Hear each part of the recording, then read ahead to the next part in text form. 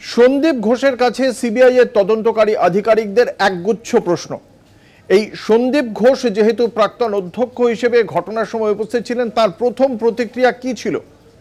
পরিবারকে আত্মহত্যার কথা যে বলা হয়েছে সে কথা কি জানতেন সন্দীপ? এরকমই একগুচ্ছ প্রশ্ন রয়েছে সন্দীপ ঘোষের জন্য। গতকাল দুপুর থেকে রাত পর্যন্ত তাকে ম্যারাথন জিজ্ঞাসাবাদ করা হয়। সেই জিজ্ঞাসাবাদের পরেও আজকে ফের তাকে তলব করা হয়েছে। আমাদের সঙ্গে রয়েছেন আমাদের প্রতিনিধি শাকিল মুস্তাক। শাকিল, আজ গতকাল দুপুর থেকে রাত এবং আজকে ফের তলব করা হয়েছে আর.জি. কর হাসপাতালের প্রাক্তন অধ্যক্ষ সন্দীপ ঘোষকে। ঠিক কি কি প্রশ্নের সম্মুখীন হতে হচ্ছে, সিবিআই সূত্রে কি জানতে পারছো? তোমাকে জানিয়ে রাখি যে আর.জি. কর মেডিকেল কলেজের প্রাক্তন অধ্যক্ষ সঞ্জীব ঘোষকে গতকাল কিন্তু তলব করা হয়। সে তলবে সাড়া না দিলে কিন্তু তার ফোনের টাওয়ার লোকেশন ট্র্যাক করে বাইপাসের ধার থেকে তার গাড়ি থেকে নামিয়ে কিন্তু সিবিআই এর আধিকারিকের গাড়িতে তাকে তুলে নিয়ে সিজিও কমপ্লেক্সে আসা হয়। তাকে দীর্ঘক্ষণ বসিয়ে রাখা হয়।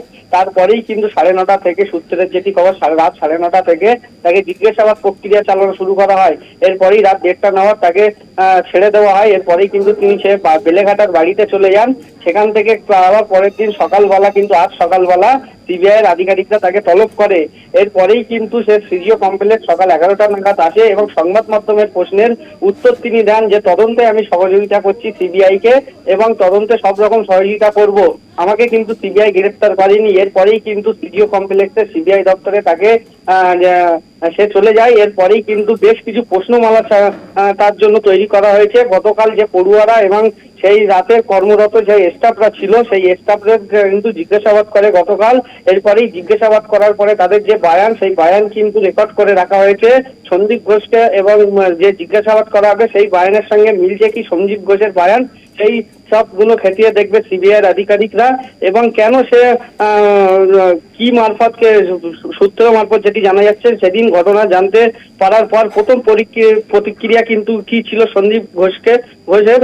এরপরেই কিন্তু সে অ্যাসিস্ট্যান্ট সুপারকে বলে তার বাবা মাকে খবর দিতে। কেন সে নিজে ফোন করলো না, সে নিজে জানালো না তার বাবা মাকে, কেন তাদেরকে বলা হয়েছিল যে আপনার মেয়ে আত্মহত্যা করেছে? এইসব ঘটনার পুরো পূর্ণাঙ্গ কিন্তু জিজ্ঞাসাবাদ করছে সিবিআই আধিকারিকরা। ধন্যবাদ। আমাদের সঙ্গে ছিলেন আমাদের প্রতিনিধি শাকিল মুস্তাক।